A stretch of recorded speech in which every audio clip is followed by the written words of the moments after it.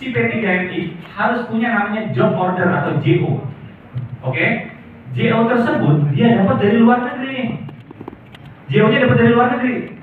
Setelah dapat dari luar negeri, JO-nya tersebut, jobnya itu yang dari agensi luar negeri harus approval, diverifikasi oleh adnaker kita, atas ketenagakerjaan. Orang dari Kemenaker Bu, kita punya 12 orang di negara-negara penempatan.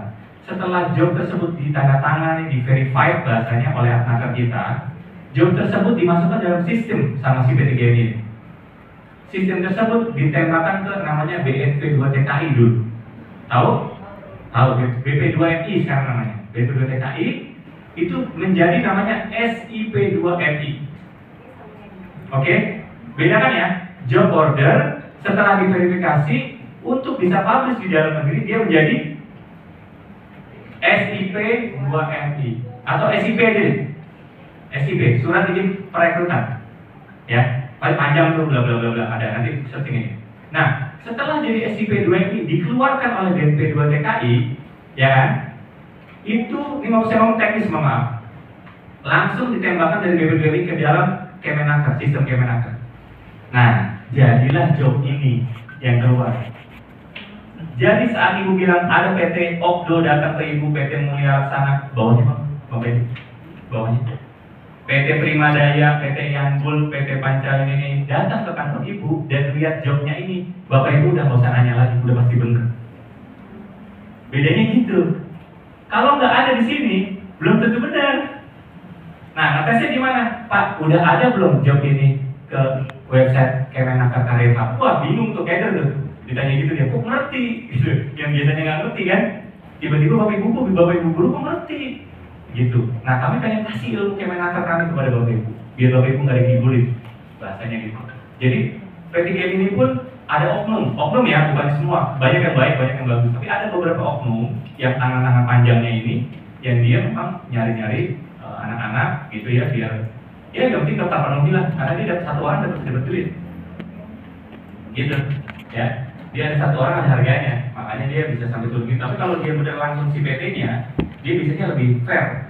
Dia akan terbuka, dia akan mendekat ke bapak ibu dengan baik, akan ada tata caranya yang baik dan terdaftar di sini ada surat izinnya, gitu. Surat izinnya dari Kemenaker. Yang ada di jendela PMI itu semua punya izin dari Kemenaker dan OSS. Itu cara membedakan P3MI yang benar apa enggak. Sekarang udah tahu? Sudah bapak ibu? Sudah ya? Sudah tahu apa tadi? Satu? Jobnya. Yang kedua? SIP2MI-nya. Yang ketiga? Sistemnya. Keempat, ngeceknya di mana? Karehab. Kelima, aplikasinya di mana? Jendela PMI. Ibu udah punya 5 ilmu Kemenaker hari ini. Tambah yang marketing tadi yang sudah disampaikan di depan. Ya, waktu cuma 1 jam loh ini saya. Gimana caranya saya harus meramu apa yang kami punya dan kami tahu untuk bapak ibu mengerti dengan sangat mudah. Itu nggak gampang. Itu nggak gampang. Kayak gitu. Ya. Jadi ibu, bapak sudah punya 6 jurus Kemenaker untuk pulang ke sekolah masing-masing besok. Oke? Bang Randy boleh dibukakan yang dalam negerinya? Beranda lagi? Beranda lagi? Nah, ini saya akan lebih ke teknis. Saya nggak akan ngomong peraturan, tadi saya udah janji kali itu. Bawah, bang. Nah, ini di sini. Sedikit bang. Sedikit bang.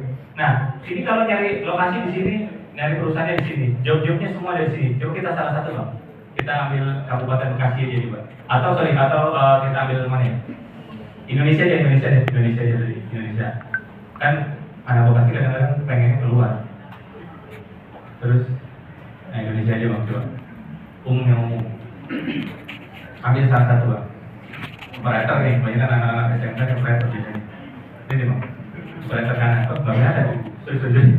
Operator coba cek buka bawahnya, lowongan-lowongannya. Iya, coba buka salah satu aja, buka. Yang ada lowongan paling banyak dibuka coba.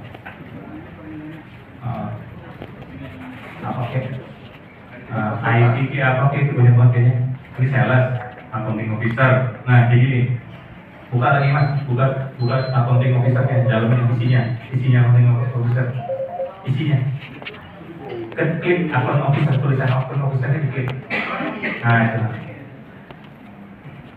Nah, kayak gitu. Itu udah salah satu langkah kita untuk tahu ini kenapa saya bilang valid, karena PT semua yang ada di Karir Hub itu semua punya izin OSS, wajib hukumnya. Jadi Bapak Ibu udah nggak usah ketakutan. Kalau di WhatsApp kita nggak tahu tuh logonya bener apa enggak, main sarser aja. Jangan sering-sering ya, kayak gitu ya Bapak Ibu ya. Stop ya. Kita udah sering kesini. Karena saya masih sering nerima gitu, waktu ini apa sih, karena saya pengurus RT.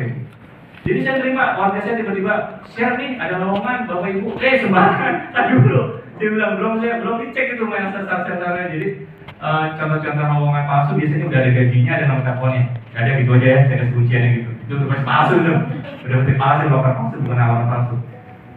Nah, alamat yang di sini semua lowongannya valid. Kenapa? Karena ini yang mengisi adalah PT-nya sendiri. Website ini itu punya dua sisi kekuatan. Satu, supply-nya, perusahaannya itu punya izin OSS dan asli. Yang kedua, pencatanya asli, bukan ghosting.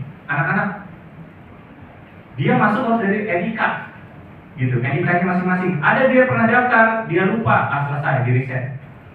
Karena satu akun untuk satu orang, tidak akan double counting. SSO bahasa single sign on. Nah, Bapak Ibu yang IT di sini yang pintar ya. Jadi itu namanya SSO, single sign on. Sekali Bapak Ibu anak-anak masuk ke dalam aplikasi ini, Bapak Ibu bisa menikmati semua fasilitas kami. Buka Bang Rohedi, akunnya Bang Rohedi siap kerja. Yang atas, kanan, siap kerja. Ini Bang Rohedi. Nah, sekali dia daftar dan melengkapi dokumennya, profilnya, dia akan bisa menikmati fasilitas ini. Fasilitasnya apa? Lowongan kerja gratis dalam dan luar negeri, bisa nyari lowongan. Kedua, bisa cari pelatihan gratis di Indonesia. Bekasi di Simpes itu tempatnya tuh. Itu balai besar kami tuh, besar banget. Saya yakin udah beberapa kerjasama dan beberapa ada yang pernah ngajar gitu ya di sana.